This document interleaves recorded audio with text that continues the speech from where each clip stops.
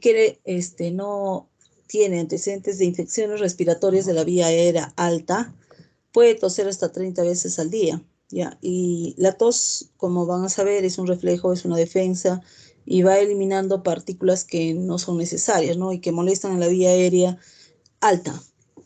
Este mismo niño sano puede tener entre 7 a 10 infecciones respiratorias leves al año o de vía aérea alta.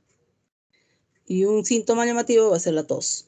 Motivos de consulta: la tos es un motivo de consulta muy frecuente en pediatría, que va a generar ansiedad. Los pediatras de atención primaria, o sea, ustedes en el SERUM, cuando estén en un centro de salud, deben estar atentos porque una tos aguda se va convirtiendo en una tos prolongada. ¿En qué momento? Eso es lo que tienen que ustedes averiguar cuando viene el paciente con tos. También muchas veces vienen los pacientes con otra patología o a consultar.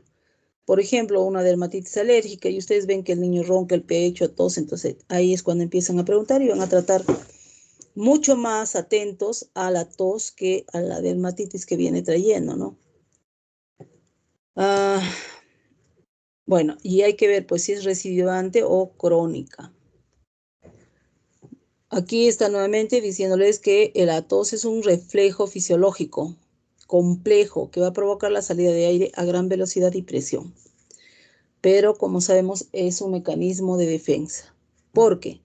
Libera partículas, secreciones o broncoespasmo de la vía aérea. Protege el sistema respiratorio de agentes químicos, infecciosos, mecánicos o térmicos.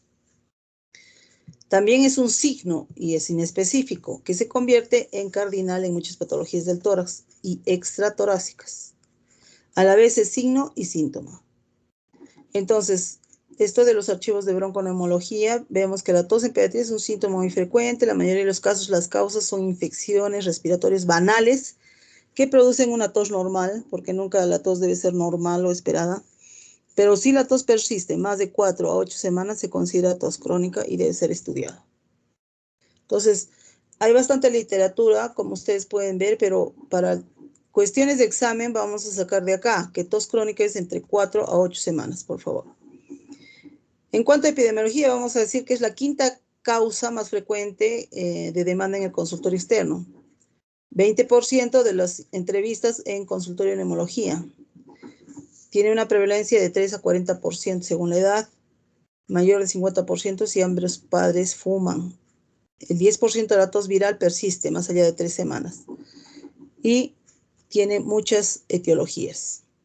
Tenemos fases en la tos. ¿Cuáles son? La fase expulsiva, la fase inicial, la fase comprensiva y la fase expulsiva. Y es un círculo vicioso.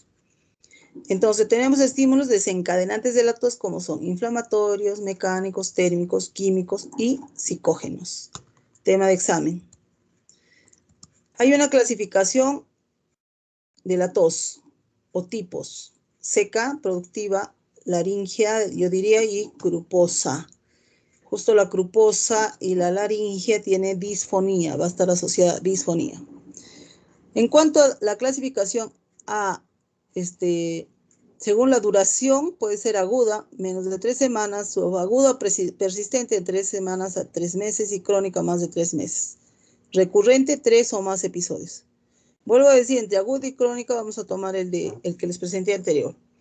Entonces, también se puede clasificar la tos en alta, o sea, vía aérea alta, baja, vía aérea baja, seca, que ustedes saben cómo es una tos seca, no mueve nada de secreción, y húmeda o productiva o con movilización de secreciones, que le llamamos en los niños, es se observa, se percibe que hay secreciones, ¿no? Porque es una tos seca, no moviliza la secreción. Y puede ser específica o inespecífica. Nuevamente acá, crónica más de 3 semanas, aguda menos de 3 semanas. Es lo que vamos a considerar, no la intermitente. Tos aguda prolongada, 4 a 8 semanas, ¿no es cierto? Tos crónica inespecífica, tos crónica específica y tos normal. Entonces empecemos. Tos normal dice hasta 4 semanas post-infección respiratoria vía alta. Aguda prolongada, que va más allá de 4 a 8 semanas. Tos persistente diaria, más de 8 semanas, en menores de 14. Tos persistente idiopática o inespecífica, no encontramos patología de base. Y tos persistente o secundaria, hay patología de base. En cuanto a la definición para tos crónica, por ejemplo, aquí pueden ver, en comparación a directrices, ¿no es cierto?, de la Sociedad del Tórax, definen como una tos crónica cuando dura más de 8 semanas. Sin embargo, sugieren que una tos aguda prolongada dura por lo menos 3 semanas. O sea, lo de agudo es menos de 3 semanas, vuelvo a repetir, y la crónica 4 a 8 semanas. ¿Ok? En cuanto a la etiología, entonces, ¿cuáles son las causas de la tos? Va a diferir según los síntomas, si son agudos o crónicos. La tos aguda causa más frecuente de todas las infecciones virales que es en los niños de vía aérea alta. Tos crónica, las causas más frecuentes son asma, enfermedad de reflujo, gastroesofágico, goteo retronasal y posinfecciosa, la aspiración de cuerpos extraños y enfermedades como la fibrosis quística, la disquinesia ciliar, son menos frecuentes, ¿no es cierto? Entonces, tema de examen. Tos aguda, infecciones de vía aérea alta. Tos crónica, asma y ERGE, ¿ok? También, lógicamente, sinusitis, por eso dice goteo postnasal. Y los otros ya son congénitas, que menos frecuentes. Tema de examen, aquí tenemos la clasificación de acuerdo, o la etiología de acuerdo a la edad. Menores de 1 año, 1 a 6, y mayores de 6. Menores de 1 año, el reflujo a la cabeza. Anomalías congénitas como vascular, anillos vasculares, bronquial, quistes, o una fístula traqueoesofágica, entre lo más importante. Debajo tienen asma de lactante, que muchas veces lo toman así. Entre 1 a 6 años, infección ORL, oído, nariz, garganta. Asma, reflujo gastroesofágico, aspiración de cuerpo extraño, infecciones, malformaciones pulmonares. Y en mayores de 6 años tenemos asma o tos equivalente, sinusitis, tos psicógena, reflujo gastroesofágico, malformaciones pulmonares. La tos de causa viral tenemos rinovirus, virus coxiaque, virus de la gripe, virus sincicial respiratoria, ¿no? Vean ustedes los más frecuentes. Y ahora tenemos que poner ahí el COVID-19. ¿Qué otras causas va a ser de tos aguda? El asma, hemos dicho, exacerbaciones del asma, bronquitis aguda, irritantes como el humo del cigarro, alergenos, contaminantes del aire, polvo, sinusitis, rinitis alérgica, aspiración de secreciones bronquiales, neumonía no complicada y reflujo gastroesofágico. A ver, del grupo 1, quiero llamar a Luigi Carita. ¿Está? Sí, presente, doctora. Luigi, perdón. Sheila, ¿cuántos tienes ahorita escuchando la clase?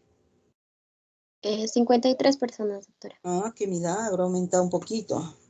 Luigi, una pregunta. Que es personal, pero no nadie te va a molestar por ello. ¿Has sufrido tú de algún problema de tos crónica? No, doctora, hasta ahora no. ¿No has usado inhaladores en tu niñez? No, Ya. ¿Y hoy día cuántas veces has tosido? hoy día habría sido una vez. Una vez. Muy bien. Entonces estás sano. ¿O ya te dio el COVID? Ya me dio, pero hace tiempo. Ah, bueno. Mauricio Nishiyama.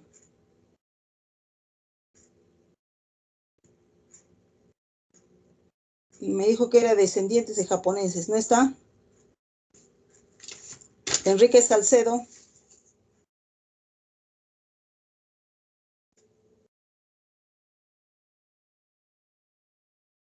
A Enrique Salcedo tampoco está.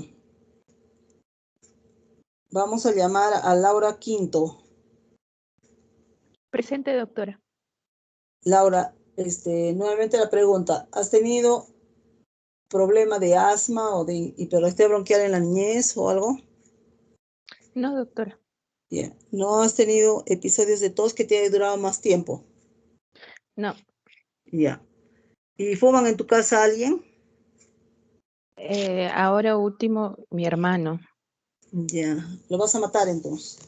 Sí. No hace caso. ¿Y con eso No no hace. toses? ¿No eres alérgica? Suelo toser, doctora, cuando estoy nerviosa o Ya. algo así. Ujú. Muy bien, que ese es un desencadenante también. Muy bien, Ujú. voy a avanzar y voy a seguir llamando. Muy bien, acá miren, tenemos la clasificación de la etiología aguda, pero ya un poco viendo los hallazgos sugestivos y el abordaje diagnóstico para que ustedes vayan aprendiendo. Entonces tenemos infección de las vías respiratorias superiores, como la rinorrea. ¿Qué va a haber? Rinorrea, mucosa nasal roja, está edematizada, ¿no? Puede haber fiebre, dolor de garganta, adenopatías cervicales. Y va a necesitar o va a ser diagnosticado con una evaluación clínica nada más. Traqueitis bacteriana, que es raro, pero eso da mucho dolor retroesternal. Cuando hay traqueitis, olvídense, es un dolor horrible. Cada vez que respiras, duele. ¿Por qué? Porque está inflamado. Los pródomos son similares a las infecciones de vías respiratorias superiores, a estridor, tos, perruna, ¿no? Cuando ya toca laringe, hacia abajo siempre va a haber la tos perruna, ¿ya? Puede haber fiebre alta, dificultad respiratoria. Ahí vamos a necesitar una radiografía de cuello, por ejemplo, diferente perfil, y si esto continúa, posiblemente una broncoscopía. Bronquitis, ¿qué va a haber? Rinorrea, taquimia, sibilancia, estertores. Haremos otras veces en los niños chiquitos, sobre todo vómito postoxígeno. Se necesita la evaluación clínica, a veces la radiografía de tórax, pero hisopado nasal para ensayos virales, rápidos o cultivos, que eso no lo tenemos aquí en Perú, ¿no es cierto? Ahora tenemos este hisopado nasal que hace para ensayos rápidos, pero no para cultivos, ¿no? Laringotraqueobronquitis, ¿ya? Y cuando toca la laringo, ya les he dicho, es disfonía. Entonces ahí tenemos el CRUP, que se llamaba el CRUP verdadero, antes se decían pseudocRUP, cuando había algunos síntomas, pero no completaba, ¿no? Por decirlo así. Los pródomos son similares a una gripe, ¿no es cierto? Pero la tos perruna va a empeorar en la noche. Por eso estos niños los van a molestar a ustedes cuando estén en el serum en la noche. Y detrás de la puerta hacen el diagnóstico por la forma como tose. Va a haber el estridor inspiratorio, que al inicio es intermitente, luego persistente. Hay aleteo nasal, retracción costal. Se hace una evaluación clínica y a veces una radiografía de cuello, pero que sepan tomar porque si se introduce en la radiografía del mentón no se ve. La punta de lápiz que solemos ver. Tóxicos pulmonares, la exposición al tabaco, acabamos de preguntarle. Las niñas que se echan mucho perfume, a veces también hay tos. O agentes de polución ambiental. Una evolución clínica nomás se necesitaría. Epiglotitis más raro, comienzo brusco, fiebre alta, eso es lo que caracteriza, ¿no? Y generalmente va a necesitar antibióticos. Cuerpo extraño, seguimos en etiología aguda, que la tos es asfixiante, la tos va a ser seca, de comienzo súbito, ¿no es cierto? No hay fiebre al inicio, pero después sí, si continúa, ¿no? O si se ha ya sentado ahí o quedado el cuerpo extraño, si es grande, se necesitará una radiografía de tórax en inspiración y expiración.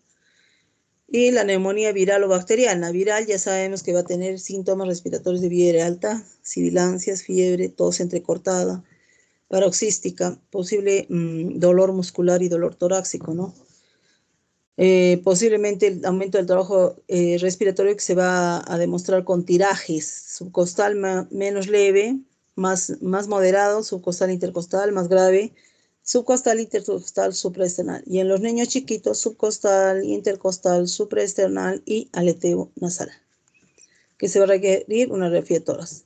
Y en bacteriana, generalmente la fiebre va a ser más alta, va a haber malestar general, el aspecto es malo, va a haber dolor torácico, disnea, posible dolor de estómago. Ya saben que cuando hay una neumonía basal derecha, muchas veces semeja o por las terminaciones nerviosas le diagnostican de apendicitis cuando no es, ¿ok? Por eso es que hay que saber escuchar también el pulmón.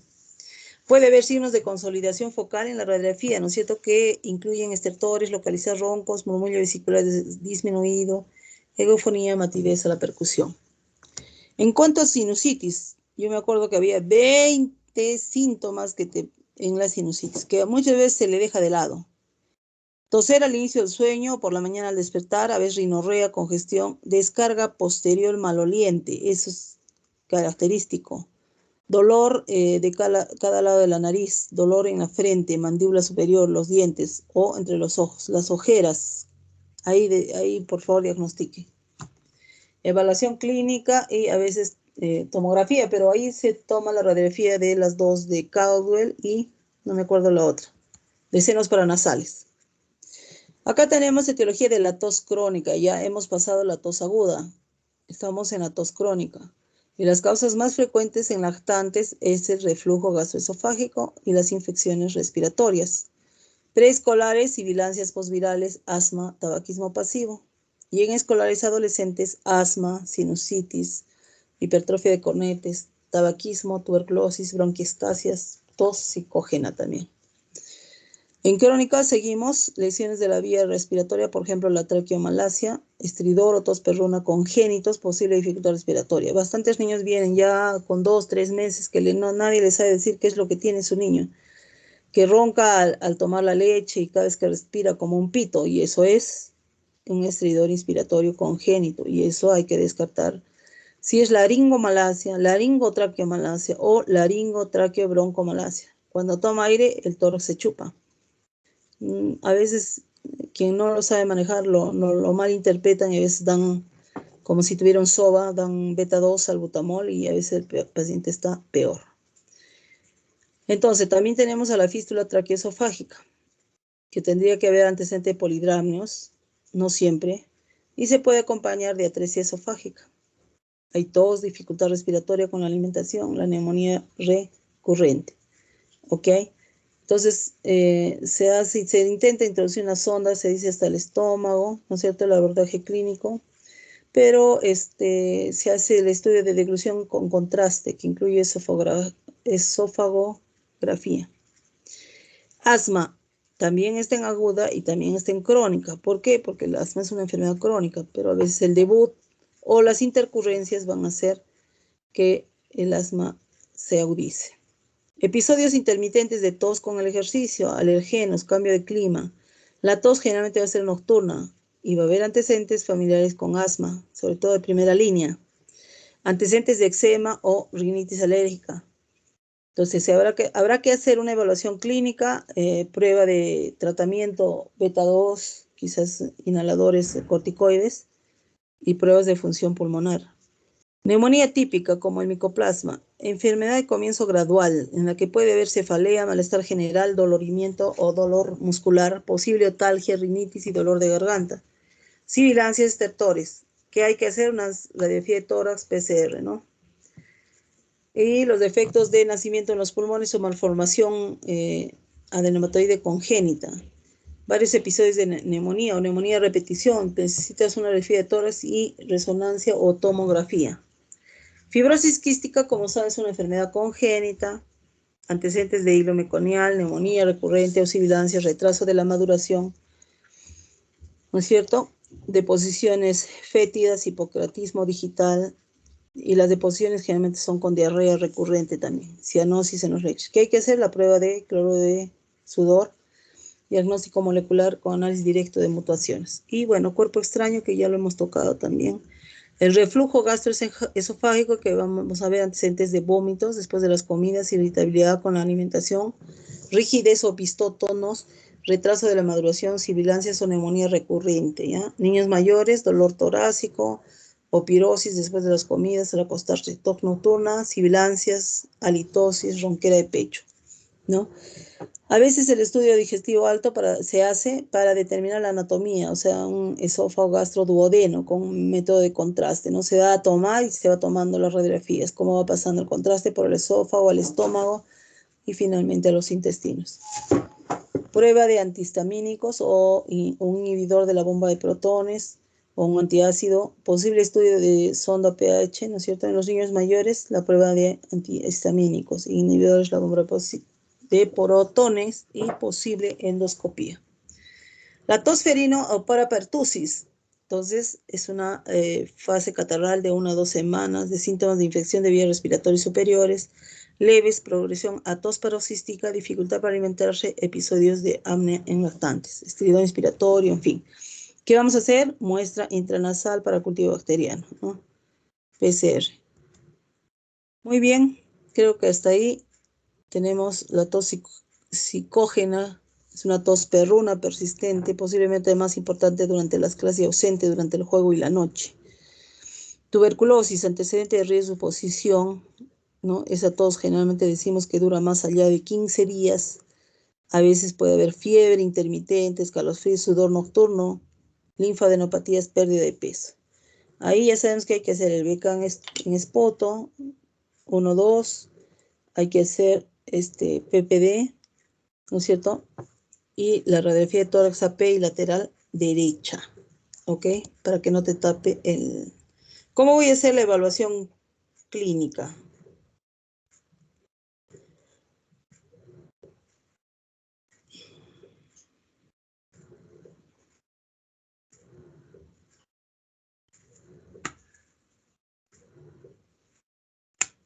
Muy bien. Entonces, tenemos que hacer una anamnesis, sobre todo, o sea, en una tos aguda casi no va a ser necesario. Esto más que todo es para la tos, no, perdón, la tos crónica o la tos persistente. Entonces, vamos a indagar si hay alguna enfermedad coexistente, ¿no? ¿Cuánto ha durado la tos?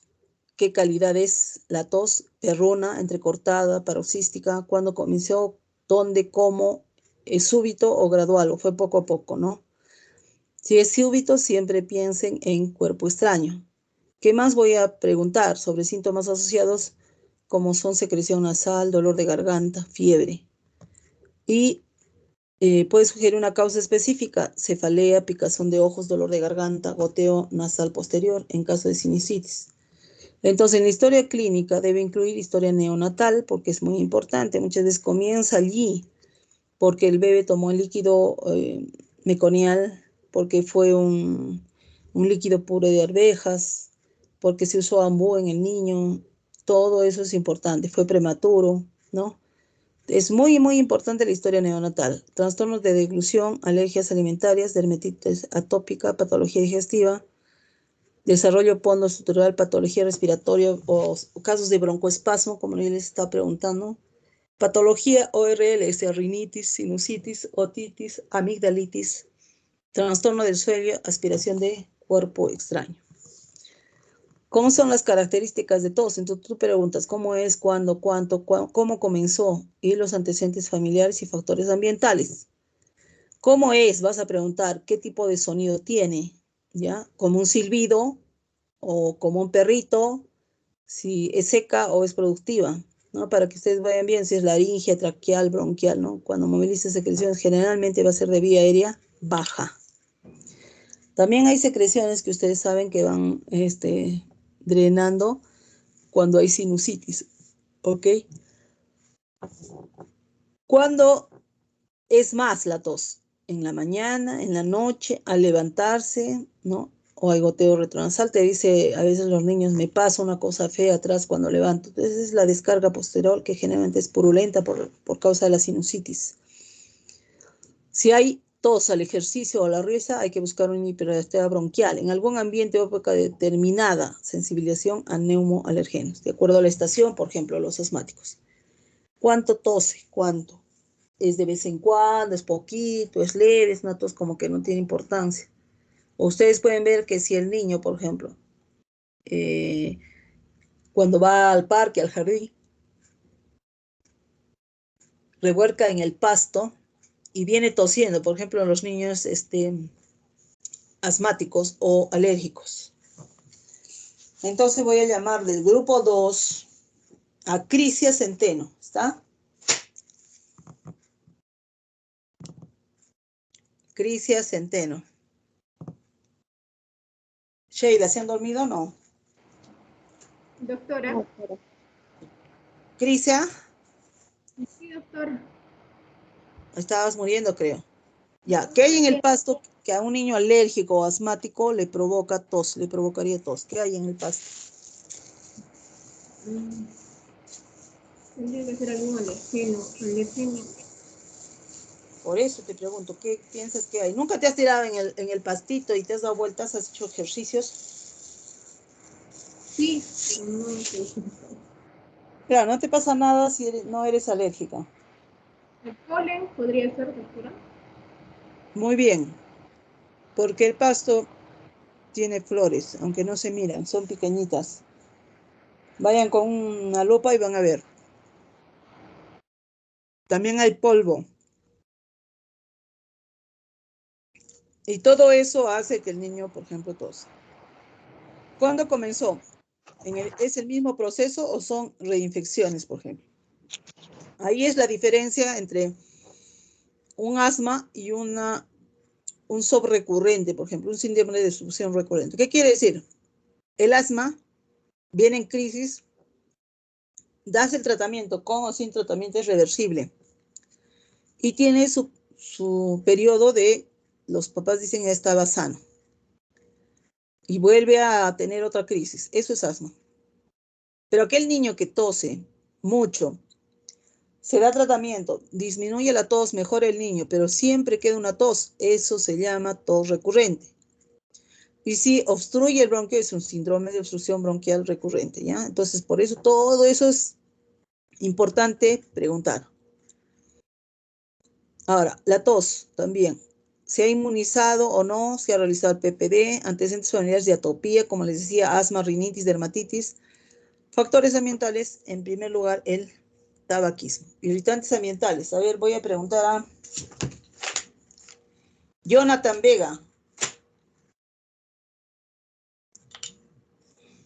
Jonathan Vega.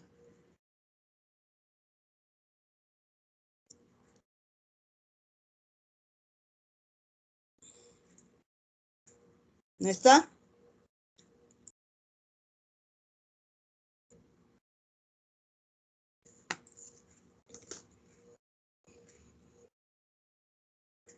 Muy bien. El grupo 6, el grupo, perdón, 2, que estábamos esto está en riesgo de aprobar, por si acaso, ¿no? Está su componente que he llamado. Muy bien, los antecedentes de la enfermedad actual tenemos que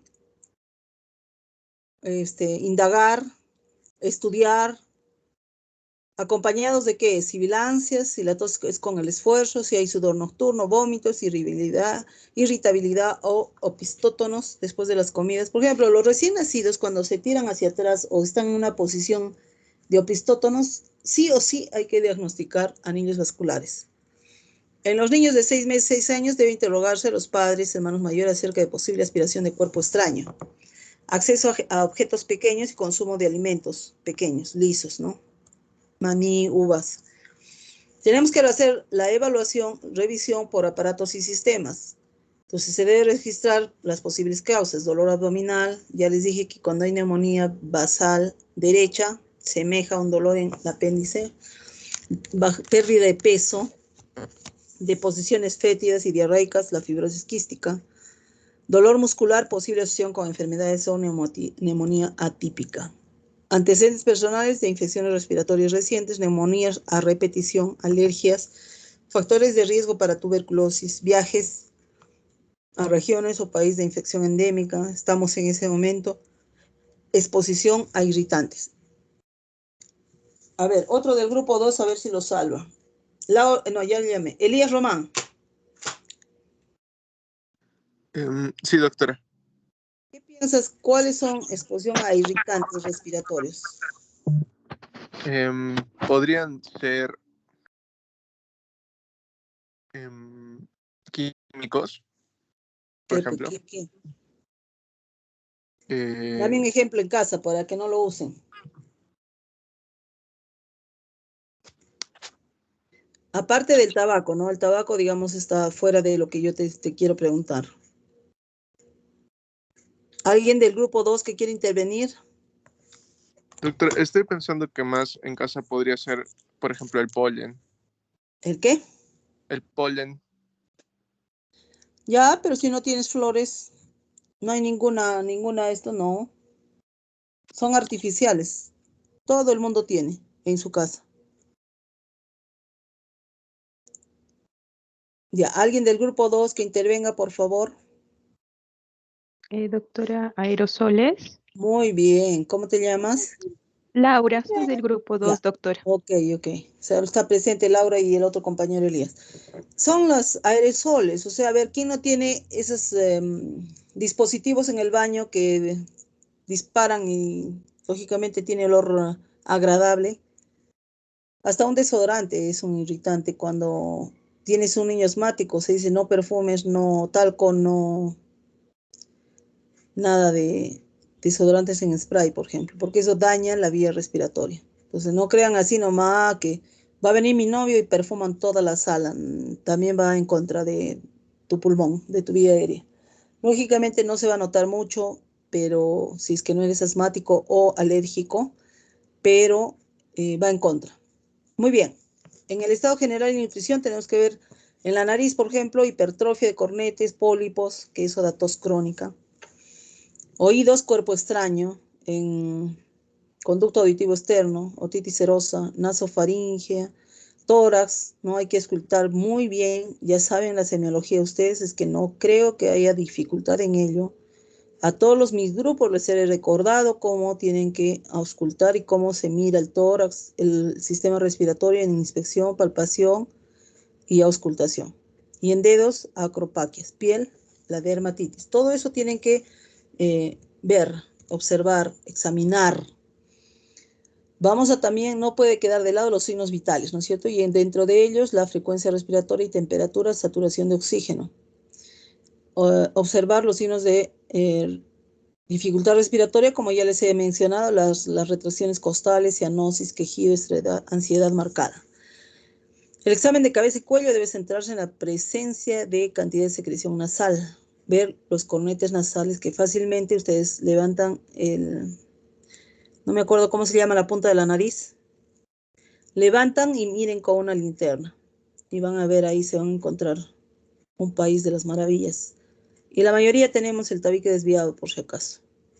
Así es que las niñas se pueden operar, de paso se arreglan la naricita. No, eso se puede operar cuando te da dificultades, o sea, por ejemplo, una tos crónica, por ejemplo, sinusitis a repetición, hipertrofia de cornetes. Quiere decir que el tabique está muy desviado y eso sí necesita operación, pero traten de hacerla cuando ya son adultos, por ejemplo, ¿no? O sea, cuando ya termina de formar la cara, más allá de los 18 años. Hay que inspeccionar y palpar regiones cervicales y supraclaviculares. Los siguientes hallazgos son de principal importancia, como son cianosis o hipoxia, ¿no es cierto? ¿Cómo vas a medir? En oximetría de pulso, estridor, dificultad respiratoria, aspecto tóxico, examen pulmonar anormal. Y acá, nuevamente, lo que les he dicho, quizás más ordenado, puedan ustedes también revisar, por favor. Es lo mismo. Entonces, tenemos 5 categorías de niños con tos. Vuelvo a repetir, la tos puede tener cualquier persona, sí. Hemos dicho hasta 30 veces puede toser, ¿no? No sé, estabas comiendo y te aspiraste un polvito por ejemplo, del tostado, del pocor, las palomitas, ¿no? Puede ser. Pasó por ahí un irritante y te hace toser, pero en general no es anormal que un niño tosa algunas veces en el día, pero lo anormal es que tosa persistentemente, que tosa todos los días, que tosa al despertarse, como han leído, al dormir o cuando está en el campo, ¿no? Entonces ustedes tienen que ir averiguando. Niños con alguna enfermedad severa. Hemos dicho, primera categoría, niños normales, segunda, con alguna enfermedad severa como fibrosis quística, TBC, displasia broncopulmonar. Niñas con causa tratable de tos no seria, goteo retronasal sería, o reflujo gastroesofágico. Niños con asma, tos variante, sobreestimación de síntomas por el niño o la familia, por causas psicógenas o nerviosismo. Y aquí tiene la tos variante, ausencia clínica de disnea y sibilancia, solo tos. Al examen físico, la espirometría, puede ser normal, que están viendo ahí la imagen abajito. Puede haber una historia de atopía o antecedentes de asma, presencia de tos en relación con típicos desencadenantes, no evidencia de diagnóstico alternativa y mejoría con ensayo terapéutico antiasmático y suspender el tratamiento. Goteo postnasal producido por procesos inflamatorios crónicos del área rinosinusal. Ustedes pueden ver en esta radiografía de acá al lado los senos maxilares. Los senos frontales están más o menos visibles arriba de los ojos. A ver. Aquí están los senos frontales, miren, más o menos. Por los senos maxilares, este está más o menos ventilado y este no. Se ve blanco, miren, y parece tener un nivel hidroaéreo. Entonces, estos síntomas, ¿qué van a tener? Garraspeo, sensación de cuerpo extraño en faringe, descarga nasal posterior, ya les digo que generalmente es purulenta y hay mal olor. Rinorrea anterior, estornudo, alteraciones del olfato. la tos aparece una hora después de acostarse. Puede cursar de forma silente. Para el diagnóstico, una evaluación clínica, una exploración física minuciosa, rinoscopía anterior simple, rayos X de senos paranasales y respuesta al tratamiento. Es la causa más frecuente de tos crónica en adultas y la segunda en niños. La tos posinfecciosa, ¿ya? O sea, después de que tenía una infección por virus, se llama también tos postviral. Tras una infección del aparato respiratorio, hay mayor sensibilidad a receptores, neuroinflamación. Puede mantenerse durante meses y se ve habitualmente en forma espontánea. ¿Qué etiología? Tenemos a la cabeza el virus sincicial respiratorio, adenovirus, no se olvide, micoplasma, clamidia, bordetella pertussis. Se le llama también el síndrome del primer año de guardería o síndrome postbronquiolitis. Y la tos de coqueluche, que es característica, es una tos quinta o 5 veces se tose. En ese momento no hay respiración, por eso el niño, no toma aire, por eso el niño se va tornando cianótico y termina con un gallito expiratorio, ¿no? Entonces, hay que evaluar la enfermedad en las fases. La fase 1 es fase catarral, la 2 paroxística y la fase 3 convalescencia. Y ahí tienen cuánto puede durar, síntomas de secreción nasal, o sea, como una gripe común y silvestre. ¿Ok? Entonces, en cambio, en la fase paroxística, numerosos excesos de tos rápida, seguido de un silbido al respirar, puede haber vómito, agotamiento. Ahí hay muchas veces más probabilidades de fallecimiento, sobre todo los niños pequeños. Y la tos de convalescencia, que es de recuperación gradual. Y acá les decía, la exposición a contaminantes ambientales, tos del tabaco, que es la más importante, aumento de secreción y multicausa. Bueno, un algoritmo para que ustedes lo revisen. Los estudios complementarios en virus rara vez vamos a decir nada, o sea, no vamos a pedir, solo se da sintomáticos, por ejemplo, para la fiebre. Si no hay signos de alarma, después de una análisis y un examen, un tratamiento empírico no ha resultado eficaz. En sinusitis alérgica, el tratamiento con antihistamínicos, si no alivia, puede ser que se necesite una tomografía, no siempre, o si no das tratamiento antibiótico. Y el reflujo gastroesofágico, el tratamiento con antihistamínicos, H2 de inhibidor de la bomba de protones, y puede requerir una evaluación de pH o una endoscopía. Entonces, la radiografía de tórax, bueno, acá no está clara, pero pueden ver una radioopacidad con infiltrado alveolar confluente, pueden mirar tanto en el lóbulo superior, medio y inferior. Y al otro lado también hay retrocardíaco con broncograma aéreo, ¿no? Esto es una bronconeumonía. Y en el lado derecho, como pueden ver en la flecha, hay un nivel en los senos. Aquí están los senos frontales. Pueden mirar que están nítidos, la transparencia o ventilados también se llama. Podría ser esta lucidez que es negrito, ¿no? No está así, pero podría ser. Y miren acá el nivel, ¿no? De una sinusitis maxilar, nivel hidroaéreo. Entonces, ¿qué vamos a realizar? La oximetría, la radiografía de tórax, ¿no es cierto? Si hay signos de alarma, en casos de estridor, babeo, fiebre, ansiedad evaluados para detectar epiglotitis, ¿no es cierto? Sospecha de expiración de un cuerpo extraño, tenías que hacer una radiografía en inspiración y expiración. En factores de riesgo para tuberculosis, su radiografía de tórax y AP lateral derecha. Para fibrosis quística, la radiografía de tórax desde el sudor, ¿no es cierto? Ya hemos hablado. Y acá tienen analítica de primera fase, estudios de función pulmonar, la radiografía de segunda fase, por favor, lo repasan. Esos son temas de examen. Protocolos de diagnóstico también lo van a revisar, que es prácticamente lo que hemos hecho anteriormente. ¿Ya? Está ya más resumido, por decir. Y el tratamiento, como pueden ver, debe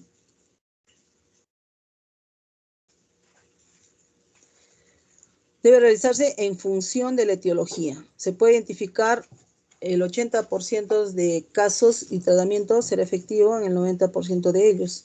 En casos de tos inespecífica, tú tienes que dar un tratamiento empírico o seguir estudiando para hallar la causa. No hay evidencia científica que justifique el empleo de tratamientos sintomáticos que alivien la tos, antitusivos, mucolíticos y antihistamínicos. O sea, no porque tose le vas a dar la batería, porque hay gente, o médicos así, no voy a decir gente, médicos, sobre todo de las postas y centros de salud, que van con una tos y salen con un antitusivo, un expectorante, un antibiótico, etcétera, etcétera. O sea, una polifarmacia cuando es probablemente una infección viral que necesitará un paracetamol y esto, si hay mucha mucosidad en la nariz, mucha molestia, eso, pues clorfenamida, allí nada más. Por favor, la mayoría de infecciones respiratorias altas, sobre todo, son virales. Y en menores de 5 años, la neumonía, el 90% son virales. Muy bien. Entonces, ¿cuáles son las medidas generales? Hidratación oral, líquidos tibios, mantener la vía nasal desobstruida, por favor, solo agua tibia. Algunos pediatras también se acostumbran a dar agua con sal. Cuando tú tienes un tejido irritado, si le echas sal, ¿qué va a pasar? Se va a volver como un cuero viejo, o sea, se seca y se vuelve grueso. Y eso no es la función. Conforme tú desinflamas, se va a desinflamar la mucosa nasal y va a liberar, va a haber paso de aire, ¿ya? Puede favorecer la mucosidad a través de la trompa de Eustaquio, dando lugar a una otitis secundaria. Evitar ambientes con humo de tabaco. No se recomienda usar fármacos antitusígenos en pediatría. No suprimir la tos productiva o húmeda, puesto que la retención de secreciones puede llevar a una prolongación del síntoma. El tratamiento va a estar dirigido a la enfermedad subyacente. Alguien prendió su micro.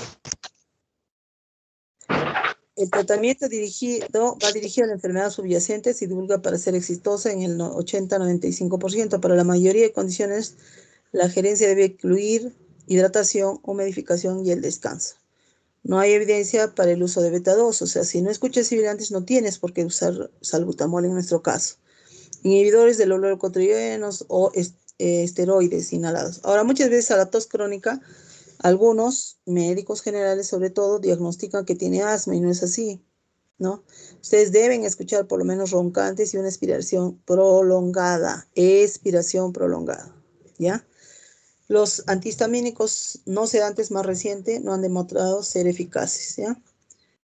Bueno, antitusivos solamente alguna vez en tos complicada, que sea muy molesta, irritativa, y eso puede ser en mayores de 2 años. Expectorantes en fase seca de bronquitis, ¿no? Mucolíticos en bronquiectasias, antihistamínicos en rinosinusitis, descongestivos, rinosinusitis alérgica, broncodilatadores en hiperactividad bronquial, corticoides en laringitis y asma, antibióticos en infecciones bacterianas.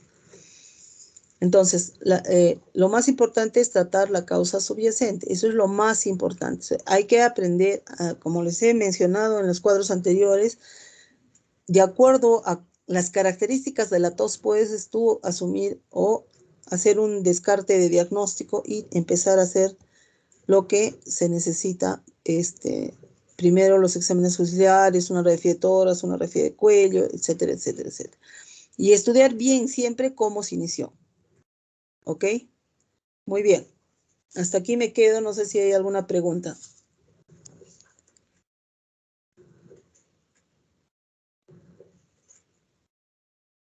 Doctor, una pregunta. ¿Cómo te llamas? Jonathan Gabriel, doctora.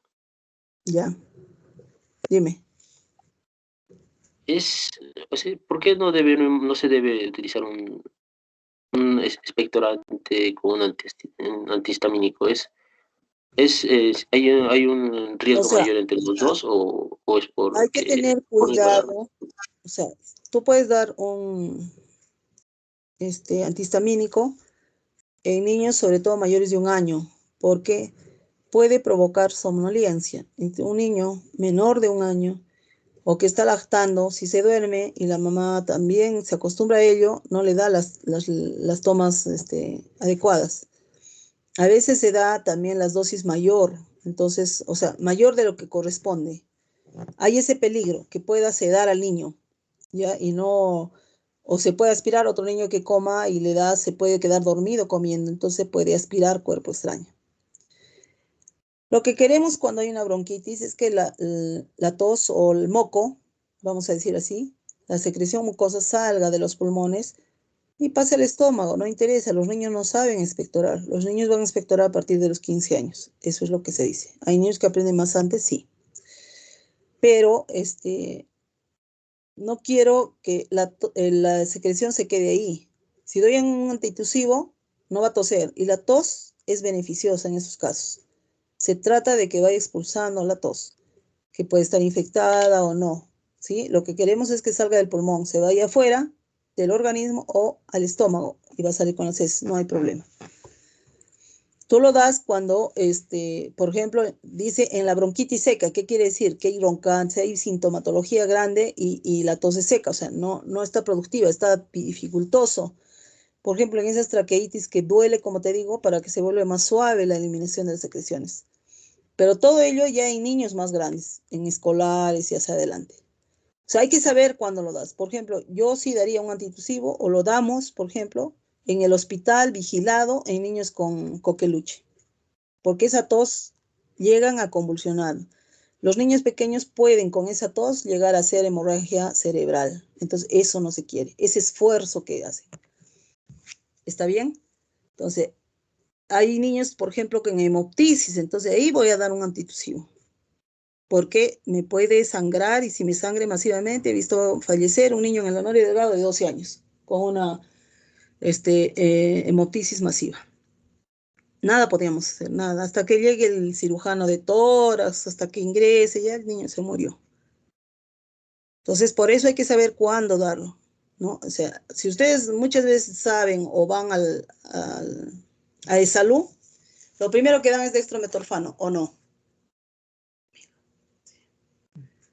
Incluso adultos a veces dan dextrometorfano, entonces no es el caso. Hay que averiguar por qué es la tos. Lo mejor es llegar al diagnóstico, entonces ahí vas a tratar. Por ejemplo, la sinusitis, la tos de la sinusitis no va a ceder hasta que desinflames y desinfectes los senos paranasales. ¿Estamos? ¿Respondí tu pregunta o no? Sí, doctor, sí. Ok. Gracias. Sheila, ¿algo más? No, doctora. Ya, Creo que de eso ya días